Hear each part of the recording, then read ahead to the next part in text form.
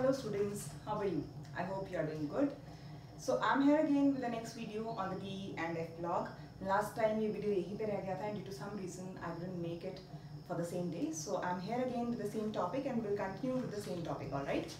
तो हम लोग ये डिस्कस कर रहे थे कि अगर मैं D ब्लॉक एलिमेंट्स की बात करूँ, इलेक्ट्रॉनिक कॉन्फ़िगरेशंस में हम ये सारी प्रॉपर्टीज पढ़ रहे थे और उसमें से मैंने जो लास्ट टॉपिक आपको डिस्कस करा था मैंने आपसे वो ये था कि अगर आपके पास कुछ आयंस हैं तो from the electronic configuration we could make it out कि वो आयंस कलर्ड होंगे या नहीं होंगे, उनका मैग्नेटिक बिहेवियर क्या होगा, मैग्नेटिक मूवमेंट क्या होगा. Now before I proceed with this let me tell you this is one of the very important topic as far as D block is concern. जब भी आपको डी ब्लॉक का question आता है जनरली चाहे वो ऑब्जेक्टिव की फॉर्म में हो चाहे वो सब्जेक्टिव की फॉर्म में हो, मैक्सिमम टाइम्स यही टॉपिक कवर होते हैं, राइट? तो इसको आप ध्यान से समझिएगा. अब अगर मैं स्कैंडियम की बात करूँ, जहाँ तक मुझे याद है I have already discuss this in the last video, so I will continue with this now. So let's say we have copper. तो copper जो है, copper has atomic number of 29. तो 29 का मतलब है इसकी इलेक्ट्रॉनिक कॉन्फ़िगरेशन होगी argon 18 4s1 3d10. You know it has exceptional configuration, alright? अब अगर इसमें से दो इलेक्ट्रॉन्स रिमूव कराने हैं तो एक इलेक्ट्रॉन पहले 4s से रिमूव होगा और उसके बाद 3d से रिमूव होगा. So as a result I will be left with copper plus 2 ion के लिए this will be argon 18 3d9. Now I can very well see, अगर मैं डायग्राम ना भी बनाऊँ तो भी मुझे नजर आ रहा है 3d9 का मतलब I'll have one unpaired electron, right? तो अगर मैं 3d के degenerate orbitals बनाऊँ, this will be 1 2 3 4 5 6 7 8 and 9, right? तो अगर मैं ये degenerate orbitals बनाऊँ तो उसके बाद मुझे ये पता चल रहा है कि according to Hund's rule, ये लास्ट टाइम मैंने इस वीडियो में क्वेश्चन पूछा था आपसे कि कौन सा रूल है, दिस इज Hund's rule. तो Hund's rule के अकॉर्डिंग अगर देखें आप तो यहाँ पे we have one unpaired electron. So because we have one unpaired electron, इसकी वजह से this is going to be colored obviously. क्योंकि ये एक unpaired electron है, that is why this is going to be paramagnetic. Obviously this will show magnetic behavior. और magnetic movement निकालने का फॉर्मूला क्या होता है? root of n plus 2, where n is number of unpaired electrons. तो यहाँ पे number of unpaired electrons कितने हैं? 1 obviously. So this is going to be root of 1 plus 2 and this will be root 3, which is 1.732 Bohr magnetons. Alright, clear है ये चीज. Now let's move to next, which is Zn plus 2. I think आप लोग अब तक calculate कर सकते हैं कि अगर मैं Zn plus 2 की बात करूँ तो मैं अब शॉर्टकट में समझा रही हूँ, आप समझ जाएंगे. Zn is argon 18 4s2 3d10. तो Zn plus 2 will come out to be what? It will just come out to be argon 18 3d10. तो 3d10 कॉन्फ़िगरेशन का मतलब मेरे पास कोई भी अनपेड इलेक्ट्रॉन नहीं होगा और अगर इसमें कोई भी अनपेड इलेक्ट्रॉन नहीं है इसका मतलब Zn plus 2 के जितने भी कंपाउंड्स होंगे they will be colorless. जैसे ZnSO4 है या जितने भी आपके पास जिंक प्लस 2 के कॉरस्पॉन्डिंग कंपाउंड होंगे all will be colorless. तो this is going to be colorless और you can say इसका कलर नहीं होगा. It is going to be diamagnetic और क्योंकि इसमें कोई भी अनपेड इलेक्ट्रॉन नहीं है तो magnetic movement is going to be what? Magnetic movement is going to be 0. Is it okay? Fine. Now let's move to the next case which is Fe plus 2. तो अब बताओ जल्दी से what is the atomic number of iron? तो iron का atomic number कितना होता है? 26. तो अगर आयरन का एटॉमिक नंबर 26 है तो इसकी जो कॉन्फ़िगरेशन आएगी this will B argon 18 4s2 3d6.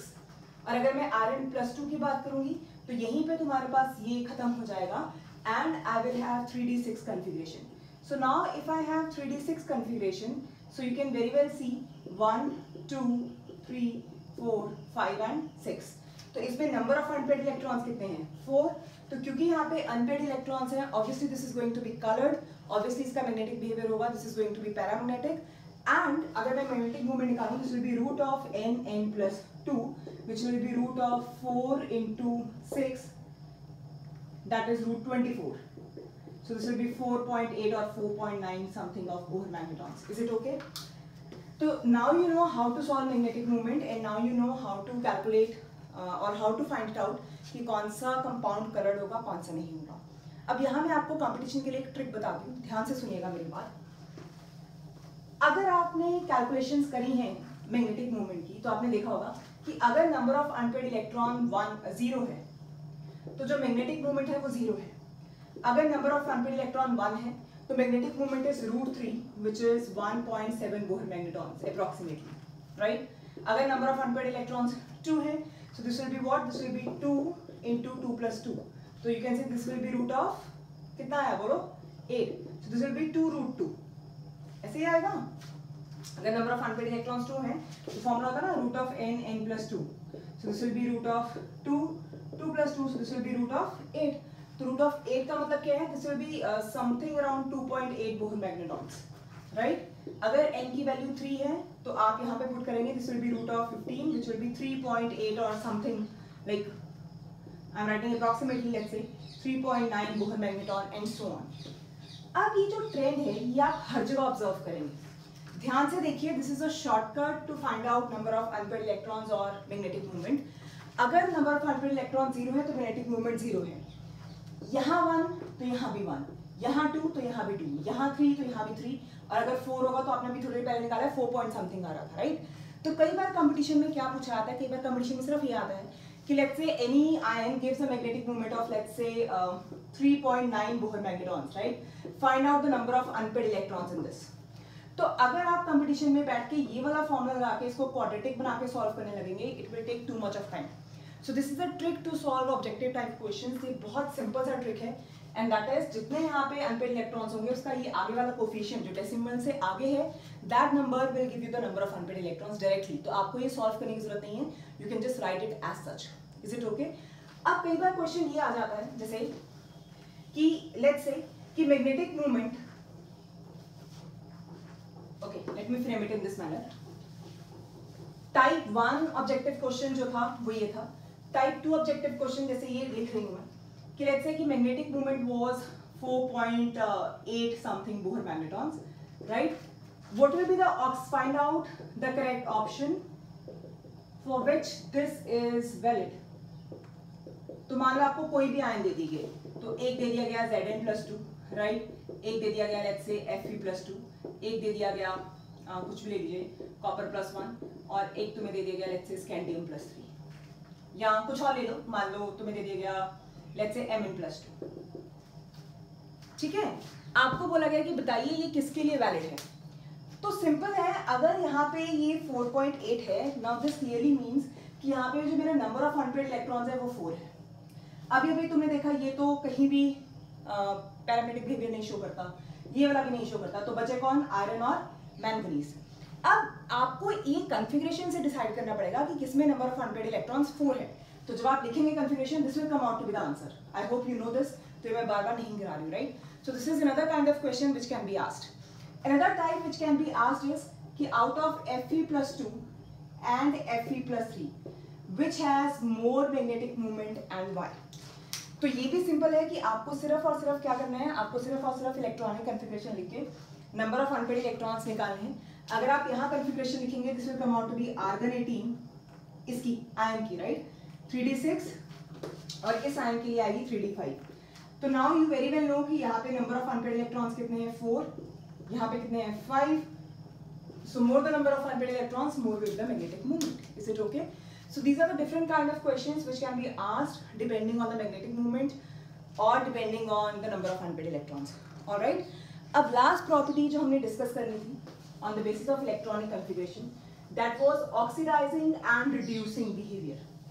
आप सब लोगों ने पढ़ा है कि oxidizing agent क्या होता है, जो दूसरे को oxidize करता है और खुद reduce होता है, मतलब which has a tendency to gain electron. पढ़ा है ना? अब इस चीज के लिए मैं एक simple सा example लेती हूँ, so that you can learn from the example itself. Before I move with the example, I give you a few seconds to recall oxidizing agent and reducing agent. Be quick. अपने दिमाग में recall करिए oxidizing agent क्या होता है और reducing agent क्या होता है।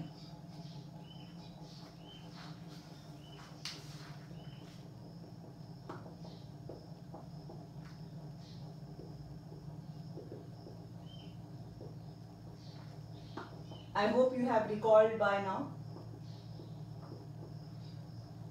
अब ये एक एनसीईआरटी में एक लाइन है, इसी के बेसिस पे मैं आपको ये सब समझा देती हूँ। लाइन है कि Mn+3 जो है it behaves as strongest oxidizing agent, whereas Cr+2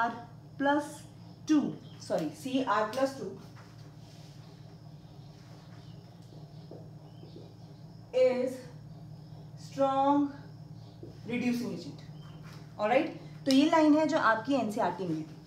अब ये जो लाइन है इसका एक्सप्लेनेशन हम लोग इलेक्ट्रॉनिक कॉन्फ़िगरेशन से सीधा निकाल सकते हैं। देखिए कैसे। आपको जब भी ऐसे क्वेश्चंस आएंगे कुछ नहीं करना, सीधा इलेक्ट्रॉनिक कॉन्फ़िगरेशन लिखो, you will get your answer. अगर मैं मैंगनीज की बात करूं तो मैंगनीज इज 25 का मतलब this is argon 18 4s2 3d5, right. और अगर मैं क्रोमियम की बात करूं this is 24, so this is argon 18 4s1 3d5, alright. अब मैंगनीज +3 का मतलब है कि 3 इलेक्ट्रॉन्स को रिमूव करा गया है, तो 3 इलेक्ट्रॉन्स को रिमूव करने के बाद जो यहाँ पे मैंगनीज +3 की कॉन्फ़िगरेशन बची वो बची 3d4, और क्रोमियम +2 में जब 2 इलेक्ट्रॉन्स को रिमूव करा गया, यहाँ भी जो कॉन्फ़िगरेशन बची वो क्या बची 3d4। अब तुम्हें ये बोला गया है कि जो Mn+3 है this is very strong oxidising agent, right, जबकि तुम्हारे पास जो क्रोमियम है this is strong reducing agent. अब ऑक्सीडाइजिंग एजेंट क्या होता है, जो दूसरे को ऑक्सीडाइज करता है खुद रिड्यूस होता है। खुद रिड्यूस होने का मतलब कि it should have a tendency to gain electrons, right.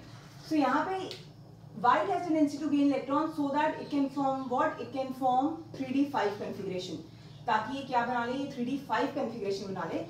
और 3d5 क्यों बनाते हैं, क्योंकि आप सबको पता है this will be half filled, और जो हाफ फिल्ड कॉन्फ़िगरेशन होगी it will be extra stable. तो अगर ये हाफ फिल्ड है तो ये एक्स्ट्रा स्टेबल होने की कोशिश करेगी, तो अगर ये एक्स्ट्रा स्टेबल होगा, राइट, तो ऑब्वियसली हमेशा आपका आना चाहेगा कि वो इस कॉन्फ़िगरेशन में मूव करेगी। सो Mn+3 जो है why it is strong oxidising agent, because अगर ये ऑक्सीडाइजिंग एजेंट की तरह बिहेव करेगा this will move from D4 configuration to D5 configuration. As a result, it will move to the stronger or you can say more stable configuration. Now let's talk about Cr+2 ion. अगर मैं chromium +2 की बात करूँ तो chromium +2 में क्या है, argon 18 4s1 3d5, ठीक है। अब +2 का मतलब है इसको एक इलेक्ट्रॉन यहाँ से गया, एक इलेक्ट्रॉन यहाँ से गया, राइट। अब इस केस में क्या है, इस केस में भी यही सेम चीज हो सकती थी कि ये एक इलेक्ट्रॉन गेन कर सकता था, राइट। लेकिन होता क्या है, एक्वस मीडियम में इसकी जो Cr+3 स्टेट है this is always more stable. Aqueous medium में जो क्रोमियम +3 है वो ज्यादा स्टेबल होती है। उसका रीजन क्या है, आप लोग अभी आपने DNF ब्लॉक नहीं पढ़ा, सॉरी अभी आप लोगों ने कोऑर्डिनेशन कंपाउंड्स नहीं पढ़ा है, नेक्स्ट चैप्टर में पढ़ के आपको इस बात की अंडरस्टैंडिंग हो जाएगी, वो ये कि जैसे 3d5 कॉन्फ़िगरेशन एक्स्ट्रा स्टेबल होती है, इसी तरीके से जो 3d3 कॉन्फ़िगरेशन है that is also extra stable. आप लोग पढ़ोगे नेक्स्ट चैप्टर में। उसका रीजन है कि कुछ चार्जेस की प्रेजेंस में जो D5 ऑर्बिटल्स हैं, यानी कि जो 5d ऑर्बिटल्स हैं, वो 2 सेट में ब्रेक कर जाते हैं, सच दैट 3 का सेट 1 बनता है और 2 का सेट 1 बनता है। तो 3d3 configuration is also very stable, right. So अगर आपसे कोई पूछे कि why Cr+3 state is more stable in the aqueous medium, so it is because of the reason कि it forms 3d3 configuration which is also very stable. Otherwise आपको जो भी question आएगा वो आप हमेशा 3d5 या 3d10 या 3d3 के बेसिस पे सॉल्व कर सकते हैं। तो जो भी ऑक्सीडाइजिंग एजेंट या रिड्यूसिंग एजेंट्स के क्वेश्चंस होंगे आप सिंपल इलेक्ट्रॉनिक कॉन्फ़िगरेशंस लिखेंगे तो वहाँ से सारे क्वेश्चंस आपको आंसर मिल जाएगा इसका। Alright, so this is all about D block elements. जो बेसिक्स इसकी प्रॉपर्टीज थी which we can do from the electronic configuration. इसके सिवा जो और प्रॉपर्टी है जो हमने नहीं डिस्कस करी थी दैट वाज अलॉय फॉर्मेशन।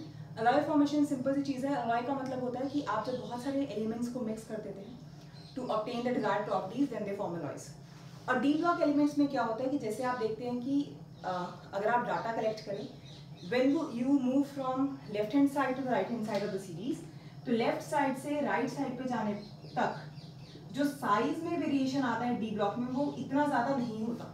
इस तरह जो एलिमेंट्स है they have comparable sizes and which is because of you can say poor shielding of D electrons. Alright, तो कंपेरेबल साइज होने की वजह से they can easily form alloys. Alright, so this is all about the properties which you can discuss using the electronic configuration. That's all. I think this was the simplest and easiest way to discuss D block with you people. तो आप बहुत easily सारी properties सिर्फ और सिर्फ electronic configuration के basis पे कर सकते हैं। इसके बाद जो भी D block के थोड़े से जैसे compounds थे which were comparatively bit tough and which were comparatively to remind, वो already CBSE ने delete कर दिए हैं। तो आपको बस D and F block के लिए यहीं तक पढ़ना है। That is all about this.